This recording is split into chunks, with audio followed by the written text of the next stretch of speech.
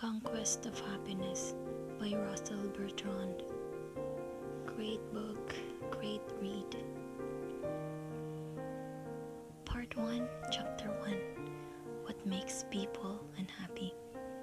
Though the kinds are different, you will find that unhappiness meets you everywhere. Just teach yourself the art of reading faces.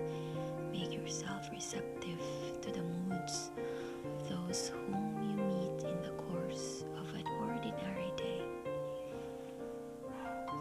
I believe this unhappiness to be very largely due to mistaken views of the world, mistaken ethics, mistaken habits of life, leading to destruction of that natural zest and appetite for possible things upon which all happiness, whether of men or animals, ultimately depends.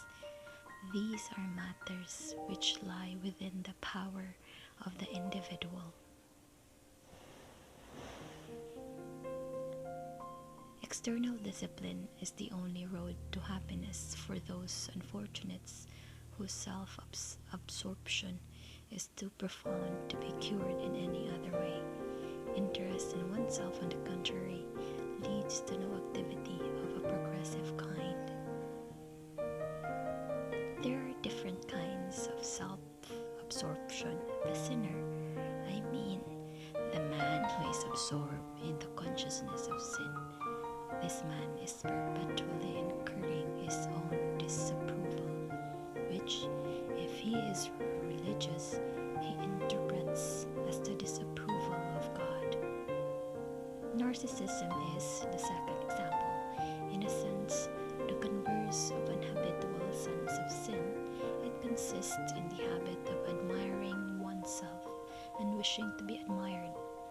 Up to a point, it is, of course, normal and not to be deplored. It is only in its excess that it becomes a grave evil.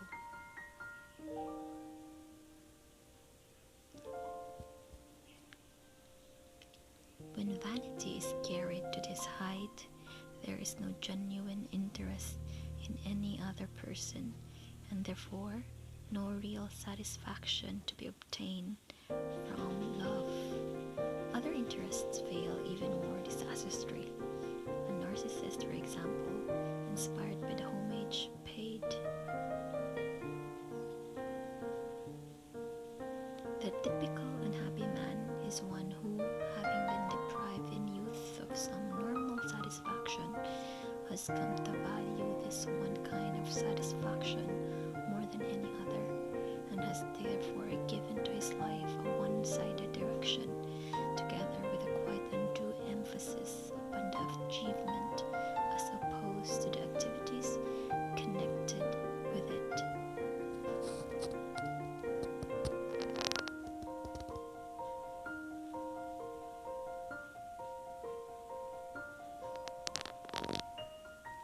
A man may feel so completely thwarted that he seeks no form of satisfaction but only destruction and oblivion.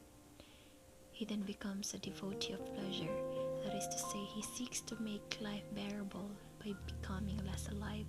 Drunkenness, for example, is temporary suicide. The